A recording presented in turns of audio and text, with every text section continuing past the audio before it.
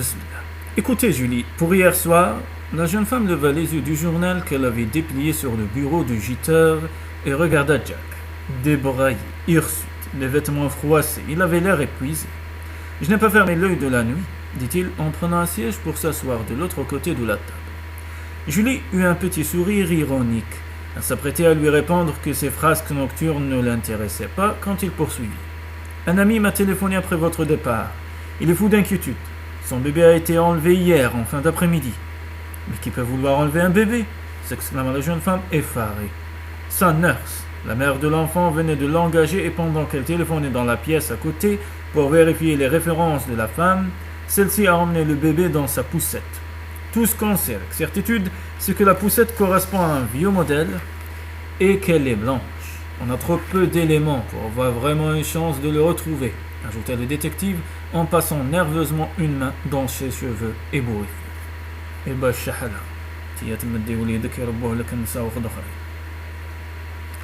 Par quoi commençons-nous demanda immédiatement Julie en se dressant derrière le bureau, prête à partir. La police cherche dans les maternités, répondit Jacques. Elle pense que le bébé a été enlevé par une femme qui aurait perdu un enfant récemment, mais à mon avis, il faudrait faire des investigations dans toutes les cliniques. J'ai appelé Jeter et je lui ai demandé de me laisser 2 jours pour me consacrer à cette affaire. Libre à vous de m'accompagner ou non, Sherlock. Bien sûr que je vous accompagne, s'écria la jeune femme. Merci. Maintenant, si vous n'y voyez pas d'inconvénient, j'aimerais d'abord passer chez moi pour prendre une douche et me changer, dit l'homme. Je n'y vois aucun inconvénient, répliqua Julie en le suivant à l'extérieur de l'agence. Quand ils arrivèrent devant l'immeuble où habitait le détective, elle eut un moment d'hésitation. Devait-elle venir avec lui ou l'attendre dans la voiture? Par bonheur, Jacques leva rapidement ses doutes en lui suggérant d'entrer et de regarder les informations à la télé pendant qu'il se préparait. Il ouvrit la porte, pénétra dans l'appartement et alluma tout de suite le téléviseur. « Vous pouvez faire du café si vous voulez, » dit-il en commençant à déboutonner ses chemises. La jeune femme marmonna une vague réponse avant de se précipiter dans la minuscule cuisine dans l'espoir de dissimuler le trouble qui s'emparait d'elle. Quand elle attrapa la cafetière, ses mains tremblaient. « Je vais vous montrer où se trouve le café, » fit Jack en la suivant dans la kitchenette. Il avait enlevé sa chemise à présent. Julie recula d'un pas pour lui laisser un peu de place et surtout à la vérité afin de s'écarter de ce torse bruni par le soleil, de ses larges épaules qui appelaient tant une caresse. Soudain elle eut le sentiment que l'espace s'étrécissait encore. L'homme ouvrit la porte d'un placard juste au-dessus de la tête de la jeune femme qui put presque sentir contre sa joue la douceur de la peau nue en respirant l'odeur. « Tout va bien ?» demanda le détective en lui faisant passer le paquet de café. « Oui, très bien » balbutia Julie qui tremblait de tout son corps. Jacques la dévisagea un moment avant de prendre appui sur le plan de travail derrière elle, l'emprisonnant entre ses 2 bras tendus. Elle avait sur le visage une expression songeuse. « Aujourd'hui, j'aimerais n'avoir aucune affaire à régler » fit-il avec une voix rauque que troublait le désir, en frôlant d'un doigt les lèvres de la jeune femme. « Vous avez une très, très jolie bouche » continua-t-il doucement. « J'ai envie de la mordiller sans la blesser, mais je voudrais qu'elle sente l'empreinte de mes dents. Vous savez, il m'arrive souvent de rester éveillé la nuit et de penser à tout ce que j'aimerais vous faire, Julie. »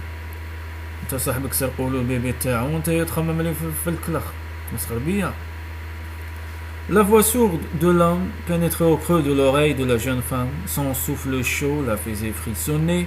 Elle fit mine de vouloir dire quelque chose, mais Jacques lui intima le silence en posant doucement un doigt contre ses lèvres. « Après cette affaire, on devrait tenter quelque chose ensemble, qu'en pensez-vous » murmura-t-il. « Tenter quelque chose ensemble. » Julie fixa le détective avec un regard interrogateur alors qu'il se penchait sur elle pour l'embrasser. 2 bras puissants l'emprisonnaient. Une main vint se plaquer sur sa hanche, l'autre au creux de ses reins, pressant la jeune femme contre le corps de l'homme et lui faisant ainsi connaître à quel point son désir était partagé. Quand Jacques la libéra de son étreinte, Julie se sentait molle et abandonnée. « Je ferais mieux d'aller prendre ma douche, » dit l'homme avec une voix que lui-même ne se connaissait pas. La jeune femme acquiesça avec un hochement de tête silencieux. Quand le détective fut sorti de la pièce, elle regarda sans comprendre la cafetière qu'elle tenait toujours à la main. la jeta plus qu'elle ne la posa sur le plan de travail, se précipita hors de l'appartement et traversa le hall crasseux de l'immeuble avant de se retrouver dans la rue. Elle avait besoin d'air, de fraîcheur. Jamais elle n'aurait dû laisser Jacques l'embrasser, la toucher. C'était impardonnable car, depuis la veille, elle ne pouvait plus feindre d'ignorer la façon dont cet homme considérait les femmes en général, et elle en particulier. L'amour était à échéance d'une nuit, et elle n'était qu'une épouse délaissée, en quête d'un mari et d'un père pour ses enfants. C'était une gifle, une insulte aux années qu'elle venait de passer, seule à s'occuper de sa famille, et aux années à venir aussi. Après tout, elle n'avait rien à prouver à un Jacques Sloan que lui importait son opinion. Pourtant, inexplicablement, elle savait au fond d'elle-même que ce que cet homme pensait lui était essentiel. La jeune femme réfléchissait en marchant dans le quartier. Elle fit le tour du pâté de maisons et réapparut quelques minutes plus tard au coin de la rue où habitait Jack. Elle trouva celui-ci en train d'arpenter nerveusement le trottoir devant l'entrée de l'immeuble. « Où étiez-vous » lui demanda-t-il avec brusquerie, l'air inquiet. « Je suis sorti prendre l'air » répondit-elle simplement. « Le quartier n'est pas sûr. »« Je suis une grande fille » répliqua Julie. « Avec un jean moulant comme celui-ci, personne ne peut en douter » renchérit malicieusement le détective. « Je vous répète que je suis majeur et vacciné » rétorqua la jeune femme sévère. L'homme hocha lentement la tête comme quelqu'un qui, craignant que ses mots ne dépassent sa pensée, préfère les choisir avec soin. Certes, Julie, il est de nombreux domaines où vous êtes une grande fille, parfaitement capable de se débrouiller seule. Mais si vous vous faites agresser par des voyous, vous serez impuissante, toute majeure que vous êtes. Alors, je vous en prie, faites attention, ajouta-t-il fermement. La bombe à poivre au saillie. Gaz de moutarde. Quand la jeune femme le suivit jusqu'à la voiture, elle avait les lèvres pincées, la mine boudeuse avec Jack. Elle avait parfois l'impression d'avoir 4 ans et il était bien le premier qui lui eût jamais donné ce sentiment-là. Quelques heures plus tard, le détective se gara sur un parking à proximité d'une cabine téléphonique. Il venait déjà de visiter 2 maternités sans succès. Aucun des infirmiers ou médecins qu'ils avaient interrogés ne savait quoi que ce fût sur la nurse. Jacques sortit de sa poche un petit boîtier noir et descendit de voiture. « Je vais relever les messages sur mon répondeur, dit-il, pour voir s'il y a du nouveau. » Julie l'observait tandis qu'il composait le numéro et il lui sembla que le visage de l'homme s'animait, puis qu'il parlait à quelqu'un. Il sortit de la cabine en courant. « On tient une piste, » s'écria-t-il en remontant dans la voiture. « La police a diffusé un portrait robot de la ravisseuse. J'ai eu le père du bébé au téléphone. Un infirmier d'une clinique psychiatrique aurait des informations sur l'enlèvement. »« Votre ami en a parlé à la police ?» demanda la jeune femme. « Non, il préfère que je m'en occupe moi-même. J'ai rendez-vous avec l'homme sur un banc, devant la clinique, dans exactement 1 heure, ajouta Jacques en mettant le contact. En arrivant devant l'hôpital, elles aperçurent un homme vêtu d'une blouse blanche qui faisait nerveusement les 100 pas devant l'entrée. Le détective rangea la voiture et sortit, en faisant signe à Julie de le suivre. Ils se dirigèrent tous deux vers l'infirmier. « C'est vous qui avez téléphoné à propos du rapt ?» fit Jacques en s'adressant à l'homme. « Qui est-elle » demanda immédiatement celui-ci en désignant la jeune femme du menton. « Ma coéquipière » répondit le détective sans l'ombre d'une hésitation. « Vous pouvez lui faire confiance. »« C'est que, il faut que je sois prudent, je risque ma place, moi, dans cette histoire, et j'ai une famille. »« Vous n'avez rien à craindre, je vous en donne ma parole. » Il avait parlé lentement, détachant presque chaque syllabe, comme pour donner plus de poids à sa promesse.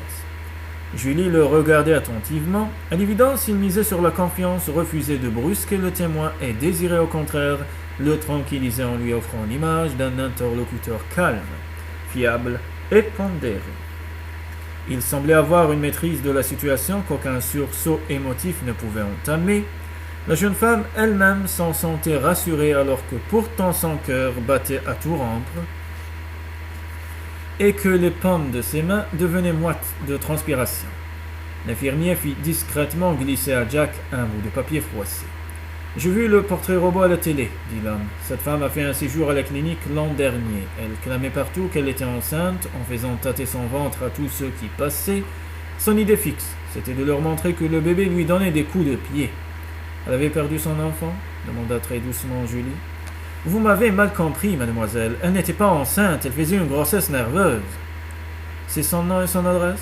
fit Jacques en dépliant le papier que lui avait donné l'infirmier. Oui, je ne sais pas si ses coordonnées sont toujours bonnes, mais c'est tout ce que j'ai trouvé dans son dossier. Vous savez, ajouta l'homme après un silence, je ne voulais pas la dénoncer, mais de toute façon, tôt ou tard, quelqu'un de la clinique l'aurait reconnue. Alors mieux vaut que ce soit tôt. Et puis, j'ai vu la mère du bébé à la télé ce matin. Elle pleurait. Je me suis dit que je devais faire quelque chose. Vous nous avez énormément aidés, merci. Ne vous inquiétez pas, dit le détective en donnant à l'homme une tape amicale sur l'épaule. Ils retournèrent à la voiture et Julie avait du mal à contenir son excitation. C'est formidable, c'est extraordinaire, on va le retrouver. Inch'Allah, avant qu'on lui fait du mal. Modérez votre enthousiasme, Sherlock, répondit Jacques. Je pense que ce type dit la vérité, mais rien ne prouve que cette femme soit celle que nous cherchons. Il peut s'agir d'une simple ressemblance. De toute façon, on ne le saura que lorsqu'on aura vérifié, répartit la jeune femme avec impatience. Là, vous avez raison, fit l'homme en mettant le moteur en marche. Je ne sais pas comment vous faites pour rester aussi impassible, dit Julie quand ils eurent fait quelques kilomètres. J'essaie de ne jamais me laisser impliquer émotionnellement, répliqua le détective en se tournant à demi vers sa passagère, ce qui m'épargne quelques déceptions quand les choses ne tournent pas comme je le souhaiterais. Vous parlez sur un plan professionnel ou personnel demanda la jeune femme. Les deux, répondit Jacques avec un petit sourire. Je ne veux être responsable de rien, ni de personne, histoire d'éviter les complications. Je ne comprends vraiment pas comment vous arrivez à traverser l'existence avec un tel détachement. Je préfère la solitude. On approche, enchaîna-t-il immédiatement, en sortant de sa poche le morceau de papier. Vous allez m'attendre ici. Elle ralentit et se gara le long d'un trottoir, un peu désemparé. Julie le regarda sortir de la voiture et se dirigeait vers une maison. Il sonna à la porte, discuta longuement avec l'homme qui vint lui ouvrir, puis alla frapper à la porte de la maison voisine. On le fit entrer et quand il ressortit quelques instants plus tard, Jacques avait l'air plus renfrogné et mécontent que jamais. « Alors » le pressa la jeune femme, une fois qu'il eut repris place dans la voiture. « Alors c'est bien ce que je craignais, » répondit le détective. « Elle a déménagé sans laisser d'adresse, mais l'un des voisins croit se souvenir qu'elle vendait des beignets dans une boutique, sur le trottoir, seulement on ne sait pas où. »« Mais Jack, » s'écria Julie, découragée, « il y a une multitude de boutiques qui vendent des beignets sur le trottoir. »« Je sais, » dit simplement l'homme en démarrant. La jeune femme poussa un profond soupir. L'époque où elle s'imaginait le travail de privé comme un métier exaltant semblait révolue. Et elle se prenait à penser qu'il consistait plutôt en une interminable succession de contretemps, de déceptions et de frustrations. Pourtant, elle n'en était pas moins décidée à poursuivre l'expérience. « Je vais téléphoner à Chip pour lui dire que je rentrerai tard, dit-elle. Jacques la déposa devant une cabine d'où elle sortit après avoir appelé avec à la main les pages jaunes répertoriant les marchands de beignets d'Atlanta qu'elle avait arrachés dans un annuaire. « Merci, Sherlock, » fit l'homme morose en voyant le nombre impressionnant de feuillets qu'elle lui tendait. Ainsi rendirent-ils systématiquement visite à toutes les boutiques qui vendaient des beignets, ce qui leur permit de se restaurer un peu, mais ne leur apporta aucun renseignement relatif à la femme qu'ils recherchaient. Chaque fois, Jacques sortait de la voiture, allait interroger le marchand, revenait, la mine abattue, ouvrait la portière, secouait la tête sans un mot, et chaque fois Julie rayait la ligne concernée sur les pages jaunes. « J'ai envie d'une cigarette, » dit le détective au bout d'un moment. « Non, Jacques, vous n'allez pas vous remettre à fumer, » s'exclama la jeune femme. « Essayez de vous concentrer sur autre chose. » L'homme lui retourna un regard qui ne laissait aucun doute sur le cheminement qu'avaient choisi ses pensées. Un sourire sensuel illuminait son visage, et il éclata de rire en constatant que Julie rougissait. Il fit redémarrer la voiture, et un quart d'heure plus tard, stoppa devant un nouveau marchand de beignets qui ne se distinguait en rien de ceux qu'ils avaient rencontrés jusqu'alors.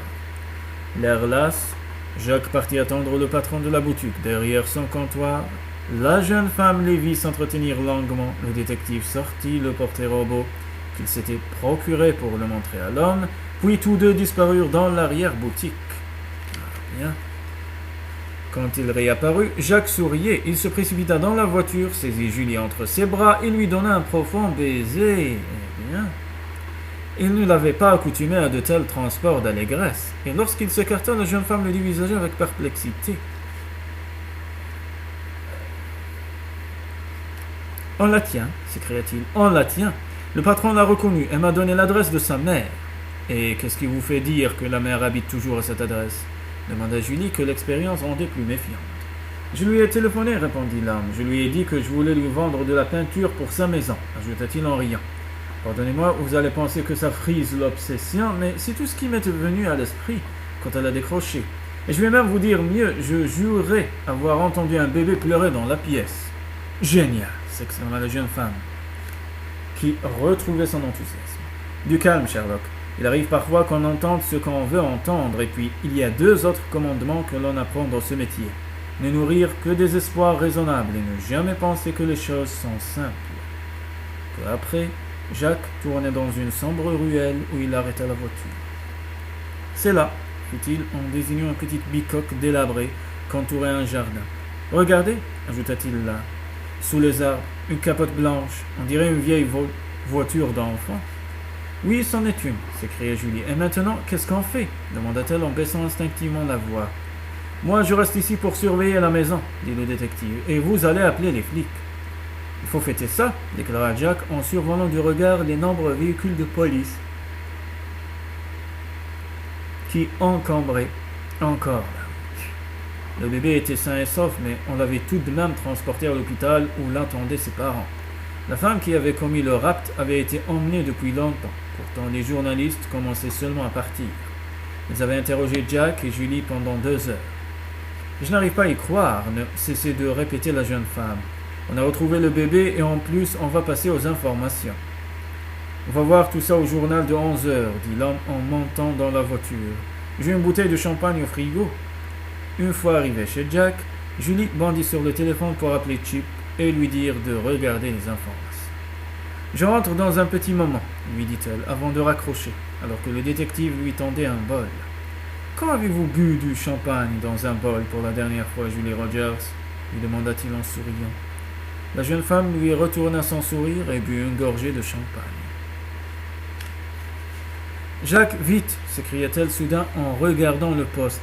Ce sont les informations, montez le son. L'homme obtempéra, puis vint prendre place à ses côtés, sur le canapé.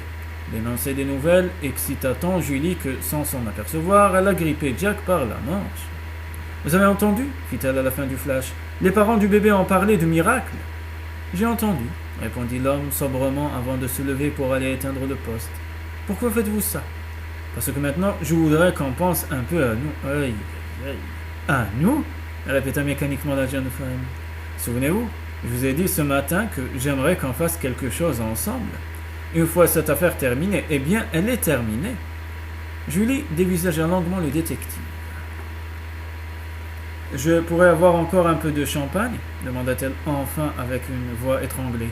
« Bien sûr, Sherlock, mais nous n'avons plus aucune raison d'éluder cette conversation. Rien ne me semble plus important que nous deux à l'heure qu'il est. » La jeune femme oscillait intérieurement entre l'attirance croissante que lui inspirait Jack et une incrédulité fondamentale quant à la sincérité de ce dernier. Elle détourna légèrement la tête pour masquer sa confusion.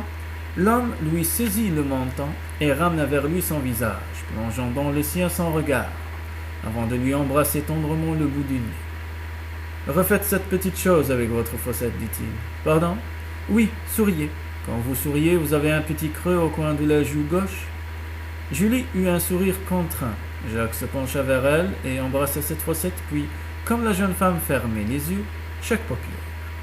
Et enfin les lèvres, douces et sucrées, qui s'offraient à lui. De la langue, il les entr'ouvrit pour un profond baiser et étendit doucement Julie sur le canapé, chavirée par le désir qu'elle sentait l'envahir. La jeune femme oublia toutes ses craintes et, passant ses bras autour du cou de l'homme, le laissa pénétrer sa bouche avec avidité. Elle redressa un instant la tête pour murmurer tout contre les lèvres qu'il caressait. « J'ai une chance folle de te tenir dans mes bras. Jamais je n'aurais cru qu'on puisse être aussi heureux. » Un sourire lui répondit, et il s'empara à nouveau avec fougue de cette bouche, la mordillant presque sauvagement pour ensuite adoucir les légères morsures qu'il y avait imprimées en passant tendrement la langue sur les lèvres de Julie. Celle-ci sentait son cœur frapper dans sa poitrine. Elle avait renoncé à se défendre et Jacques ne l'en désirait plus que plus. Tous ses sens aiguisés, partant